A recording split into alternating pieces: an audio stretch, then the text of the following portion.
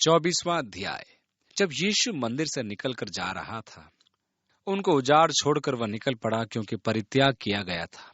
अब वह उन्हें उस दिन के लिए छोड़कर चल दिया, जब तक कि वे ये न पुकारें, धन्य है वह जो प्रभु के नाम से आता है। अतः अब वे उसे ही देखेंगे जब वह पुनः आएगा। वहाँ लिखा है, यीशु मंदिर से निकलकर जा रहा था तो उसके चेले उसको मंदिर की रचना दिखाने के लिए उसके पास आए। उनका संकेत उन विशाल पत्थरों की ओर था, जैसा कि दूसरे सुसमाचार वृत्तांत में लिखा है। यूसुफुस के अनुसार वे पत्थर विशाल थे। उनमें से अनेक करीब 110 या 120 टन के थे। वे इस प्रवीणता से काटे गए थे कि उनको चुनाई की आवश्यकता नहीं थी, और आज भी चाकू का कल के मध्य प्रवेश नहीं कर पाता। उनकी शिल्पकारी आज भी एक भेद की बात है। इसी प्रकार पश्चिमी दीवार एक अभियांत्रिकी आश्चर्य कर्म है। यह हेरोदेस महान की उपलब्धि बयां करती है। चले यीशु को वो महान निर्माण कार्य दिखा रहे थे, तो उसने उनसे कहा, क्या तुम ये सब नहीं देखते? मैं तुमसे सच कहता हूं, यहाँ पत्थर पर पत्थर भी न छूटेगा जो ढाया न जाएगा। यह भविष्यवाणी लगभग 40 वर्ष पश्चात पूरी हो गई, जब तीतुस रोमी सम्राट ने यरूशलेम में प्रवेश किया और रोमी सेना ने मंदिर में आग लगा दी। ये यरूशलेम वासियों का अंतिम गढ़ था। यद्यपि तीतुस राजा की ऐसी आज्ञा नहीं थी, क्योंकि वह इस भव्य कलाकृति को सुरक्षित रखना चाहता था। किसी व्यसनी सैनिक ने अग्नि बाण चला दिया और वहां आग लग गई। जितने लोग उसमें छिपे थे सब जल गए, और गुंबजों का सोना पिघलकर बह निकला तथा पत्थरों के जोड़ में रुक गया। इस सोने की प्राप्ति हेतु सैनिकों ने पत्थर को गिरा दिया, और एक भी पत्थर दूसरे पत्थर पर न बचा। आज यरूशलेम में पश्चिमी दीवार के निकट मंदिर पर्वत के प्रवेश के पूर्व की ओर अल अक्स मस्जिद की ओर जाने वाले मार्ग से जब आप दाहिनी और नीचे प्राचीन रोमी मार्ग देखते हैं, जो घाटी केवल खुदाई से प्राप्त हुआ है, आप उन पत्थरों को ज्यों का त्यों देखेंगे जैसे वे सन 70 में गिराए गए थे। ये माना जाता है कि ये पत्थर उसी मंदिर के हैं जिनके विषय में यीशु ने भविष्यवाणी की थी। उनके गिरने से वे टूटे भी थे और अब मार्ग को भी तोड़ दिया था। इस प्रकार यीशु मसीह की भविष्यवाणी सत्य निकली। वहां से वह निकलकर जैतून पहाड़ पर गया, और लिखा है 3री आयत में, और जब वह जैतून पहाड़ पर बैठा था। आप में से जो वहां जा चुके हैं वहां का दृश्य याद करेंगे कि मंदिर परिसर से निकलकर पूर्वी द्वार से होते हुए किद्रोन द्वारा जैतून पर्वत पर जाया जाता है। चेलों ने अलग उसके पास आकर कहा, हमसे कह कि ये बातें कब होंगी, और तेरे आने और जगत के अंत का क्या चिन्ह होगा? वास्तव में ये जगत के अंत का प्रश्न नहीं है, क्योंकि भौतिक जगत तो पिघल जाएगा, परंतु युग का अंत अर्थात परमेश्वर के प्रति मनुष्य की अनाज्ञाकारिता का युग, मनुष्य के अपराध और पाप के युग का अंत, इसके उपरांत परमेश्वर की महिमा में राज्य का नया युग, इन घटनाओं के चिन्ह क्या होंगे? यीशु ने उनको उत्तर दिया, सावधान रहो, कोई तुम्हें न भरमाने पाए, क्योंकि बहुत से ऐसे होंगे जो मेरे नाम से आकर कहेंगे कि मैं मसीह हूं, और बहुतों को भरमाएंगे। यह सत्य है कि युगों से अनेक व्यक्ति आए हैं जिन्होंने संसार का मुक्तिदाता होने का दावा किया और असंख्य व्यक्तियों के साथ छल किया। आज भी ऐसे अनेक व्यक्ति हैं जिनके असंख्य अनुयायी हैं। वे मसीह होने का दावा करते हैं। ये मुख्यतः विभिन्न पंथों के अगुए हैं।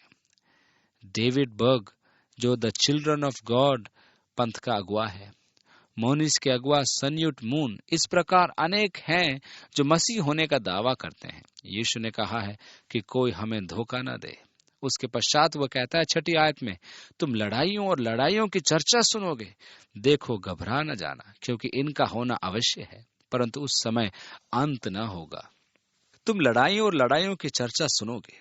यीशु के समय से प्रत्येक शांति वर्ष के पश्चात 13 युद्ध के वर्ष रहे। अतः जैसा युद्ध की हाल ही में इराक में हुआ, चिन्हों में नहीं गिने जाएंगे, परंतु यीशु ने कहा, क्योंकि जाति पर जाति और राज्य पर राज्य चढ़ाई करेगा, और जगह जगह अकाल पड़ेंगे और भूई डोल होंगे। ये उसके आने के चिन्ह होंगे। सन 1914 के बाद से 2 बार महायुद्ध हो चुके हैं। अकाल, आज संसार में लगभग 1,50,00,000 व्यक्ति बिना खाने के मृत्यु प्राप्त करते हैं। महामारियां, जीवाणु तथा विभिन्न स्थानों पर भूकंप बढ़ते ही जा रहे हैं। 8वीं आयत में लिखा है, ये सब बातें पीड़ाओं का आरंभ होंगी। ये आरंभ है। तब वे क्लेश दिलाने के लिए तुम्हें पकड़वाएंगे और तुम्हें मार डालेंगे, और मेरे नाम के कारण सब जातियों के लोग तुमसे बैर रखेंगे। और हम देख चुके हैं कि यूहन्ना की अपेक्षा शिष्य मारे ही गए। फॉक्सेस बुक ऑफ मार्टियर्स में समस्त शिष्यों की मृत्यु और प्रकार का वर्णन है। यह एक ऐसी पुस्तक है जिसके अंदर कलीसिया के इतिहास में जितने लोगों ने अपने प्राण की आहुति दी उनका वर्णन है। तब बहुतेरे ठोकर खाएंगे और एक दूसरे को पकड़वाएंगे और एक दूसरे से बैर रखेंगे, और बहुत से झूठे भविष्यद्वक्ता उठ खड़े होंगे और बहुतों को भरमाएंगे। उस समय झूठे मसीह होंगे, झूठे भविष्यद्वक्ता होंगे जो बहुतों को भरमाएंगे, और अधर्म के बढ़ने से बहुतों का प्रेम ठंडा हो जाएगा। आज अधर्म का आधिक्य है, जिसके परिणाम स्वरूप परमेश्वर के प्रति मनुष्य का प्रेम समाप्त हो चुका है। परंतु जो अंत तक धीरज धरेगा उसी का उद्धार होगा। यीशु कहता है, धीरज को थामे रहो और राज्य का ये सुसमाचार सारे जगत में प्रचार किया जाए कि सब जातियों पर गवाही हो, तब अंत आ जाएगा। आज कुछ ऐसे व्यक्ति हैं जो प्रभु के आगमन की समस्या उन अनेक आदिवासियों को बताते हैं जिन्होंने समाचार नहीं सुना है। पौलुस ने कुलुस्सियों की कलीसिया को कलीसिया की उत्पत्ति के लगभग 30 वर्ष पश्चात पत्र लिखा था, जिसमें उसने उल्लेख किया कि जो सुसमाचार तुम्हारे पास आया है वही सुसमाचार संपूर्ण विश्व में है।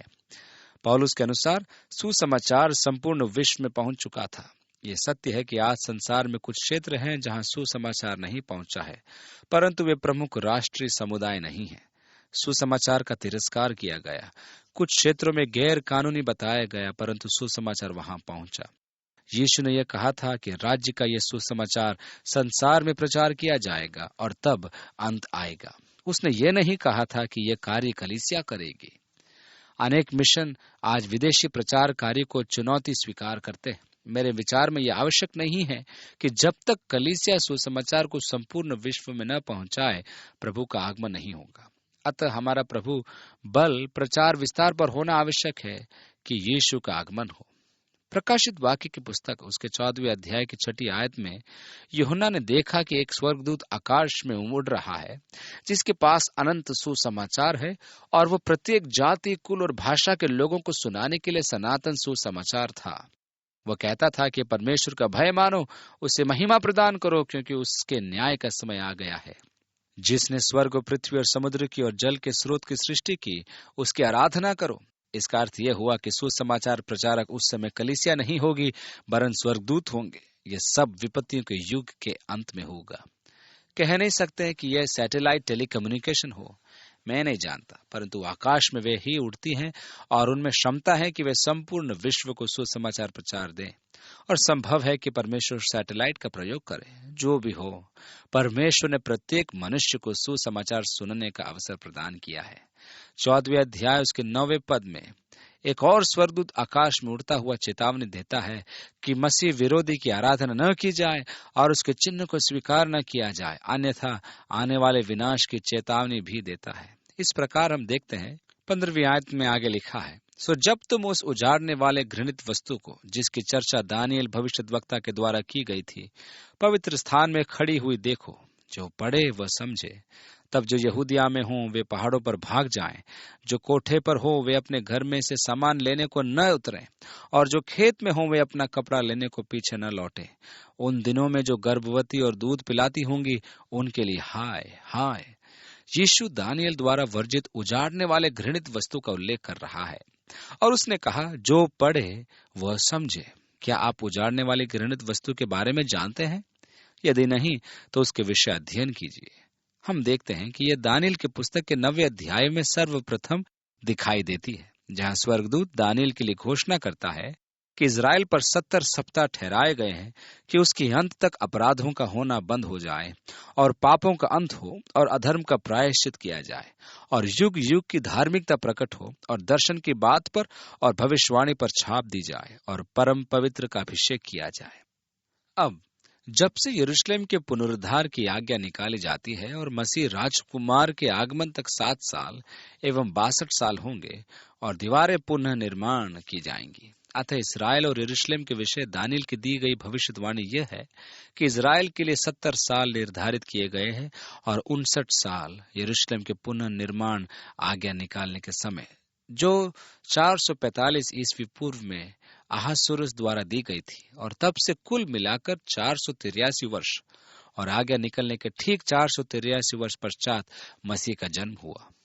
परंतु उस समय स्वर्गदूत ने दानियल से कहा, और उन 62 सप्ताहों के बीतने पर अभिषिक्त पुरुष काटा जाएगा और उसके हाथ कुछ न लगेगा, और आने वाले प्रधान की प्रजा नगर और पवित्र स्थान को नाश तो करेगी, परंतु उस प्रधान का अंत ऐसा होगा जैसा बाढ़ से होता है। तो अभी उसके अंत तक लड़ाई होती रहेगी, क्योंकि उसका उजाड़ जाना निश्चय ठाना गया है। इस प्रकार यहूदी राष्ट्र के विस्थापन की भविष्यवाणी 59वें सप्ताह के पश्चात है। आरंभ में उसने कहा था कि इजराइल राष्ट्र पर 70 साल निर्धारित किए गए, अर्थात एक 7 वर्ष का युग कम पड़ रहा है। मसीह 483 के पश्चात आया, मसीह मारा गया, उसे राज्य प्राप्त नहीं हुआ। रोमी सेना का आगमन हुआ, यहूदी विसर्जित हुए। अब एक 7 वर्ष का युग शेष है। परमेश्वर ने हमें इस विषय में अंधकार में नहीं रखा है। वह आगे कहता है कि अब मनुष्यों का राजकुमार आएगा जो इस विश्वव्यापी साम्राज्य का अधिकारी होगा, अर्थात यूरोप के 10 राष्ट्रीय संगठन, जो विनाश का पुत्र होगा, पाप का पुरुष, पशु तथा अनेक भिन्न भिन्न नाम जो धर्मशास्त्र में है, जिसे सामान्यतः मसीह विरोधी कहते हैं, वह इजराइल राष्ट्र के साथ संविदा स्थापित करेगा और इस संविदा के कारण वह मसीह माना जाएगा। और ये संविदा मंदिर के पुनर्निर्माण को अग्रसर करेगी, क्योंकि उनका कहना है कि मसीह मंदिर का पुनर्निर्माण कराएगा और आराधना का आरंभ कराएगा, और यही उसकी पहचान होगी। अब वह यह तो उस 7 वर्ष के युग के पश्चात या 3 वर्ष और 6 माह के पश्चात संविदा का उल्लंघन करेगा, क्योंकि वो उजाड़ने वाली घृणित वस्तु को स्थापित करेगा। ये कार्य उस समय किया जाएगा जब वह 3 वर्ष और 6 माह पश्चात लौट कर आएगा और पवित्र मंदिर में प्रवेश करेगा और स्वयं को परमेश्वर घोषित करेगा, जैसा कि पौलुस भी थिस्सलुनीयों की कलीसिया को लिखे दूसरे पत्र के 2 अध्याय में कहता है। जब यीशु मसीह ने यह कहा कि उस समय जंगल में भाग जाना, परंतु प्रार्थना करो कि वह ठंड का समय न हो और न सब्त का दिन हो, तो यीशु ने इब्रानी भाषा का प्रयोग किया, अर्थात वह यहूदियों के लिए कह रहा था। प्रकाशित वाक्य के अध्याय 12 के 14वें पद में यूहन्ना कहता है कि यह मसीह विरोधी या पशु या पाप का पुरुष इजराइल के विरुद्ध युद्ध करेगा, और परमेश्वर उन्हें स्वर्गदूतों के पंख देगा कि वे जंगल में भाग जाएं, जहां 3 वर्ष और 6 माह परमेश्वर उनका पोषण करेगा। जब अजगर देखेगा कि वे बच निकले, तो वह अपनी सेना उनके पीछे भेजेगा और पृथ्वी उस सेना को निगल जाएगी। यशायाह के 16वें अध्याय में परमेश्वर ने जॉर्डन वास्तव में पेत्र से कहा, द्वार खोल कर मेरे लोगों को आने दो और उन्हें सुरक्षित पेत्र पहुंचाओ कि वे प्रकोप पुराने नियम में विपत्ति का पर्याय शब्द है कि समय वहां रहे जब तक कि वह टल न जाता। यही कारण है यीशु ने कहा कि जब तुम उजाड़ने वाले घृणित वस्तु को अंतिम 7 वर्षों के 3 वर्ष और 6 माह बाद पवित्र स्थान में खड़े देखो, तो वहां से भाग निकलो, क्योंकि यह एक चिन्ह है। घर जाकर कुछ लेने की चिंता भी नहीं करना, परंतु भाग निकलो और पेत्र चले जाओ जहां तुम्हारी सुधि ली जाएगी। यही वो उजाड़ने वाली घृणित वस्तु है। यह मसीह विरोधी है जो मंदिर में खड़ा होगा और कहेगा वह परमेश्वर है और उसकी उपासना की जाए। यह मनुष्य का अंतिम विद्रोह होगा और विपत्तियों का आरंभ। यह वह समय होगा जब परमेश्वर के क्रोध का कप ऊपर से बहने लगेगा और परमेश्वर का न्याय उन पर आएगा जो मसीह को अस्वीकार करते हैं।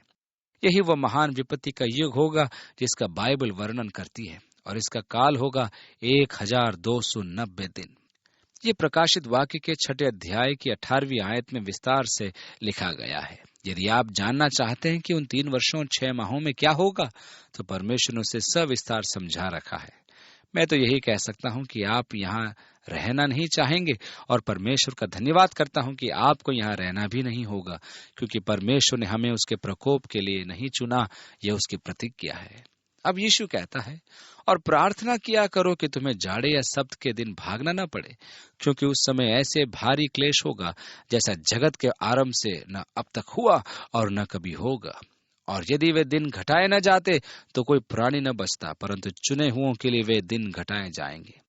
चुने हुए अर्थात परमेश्वर की प्रजा यहूदी। विपत्तियों की महामारी होगी, युद्ध छिड़ जाएंगे। हरमगिदोन का युद्ध ऐसा घमासान होगा कि यदि परमेश्वर दिन न घटाए तो कोई प्राणी नहीं बचेगा। इसलिए यहूदियों के लिए परमेश्वर दिन घटाएगा। उस समय यदि कोई तुमसे कहे कि देखो मसीह यहाँ है या वहां है, तो प्रतीति न करना, क्योंकि झूठे मसीह और झूठे भविष्यद्वक्ता उठ खड़े होंगे और बड़े चिन्ह और अद्भुत काम दिखाएंगे कि यदि हो सके तो चुने हुओं को भी भरमा दे। देखो, मैंने पहले से तुमसे ये सब कुछ कह दिया है, इसलिए यदि वे तुमसे कहें, देखो वह जंगल में है, तो बाहर न निकल जाना। देखो वह कोठरियों में है, तो प्रतीति न करना। यहोवा विटनेस का कहना है कि मसीह 1917 में एक गुप्त कक्ष में आया था, जहां से वह संसार पर राज्य करता है। हम सहस्राब्दी में प्रवेश कर गए हैं। कैसी महिमा की बात है। बाइबल कहती है कि इस समय के काल में शैतान बांधा जाएगा। यदि शैतान उसकी विशाल जंजीर से बांधा जाएगा, तो मुझे यही कहना है कि ये जंजीर बहुत लंबी है। यीशु अब अपने आगमन की चर्चा करता है।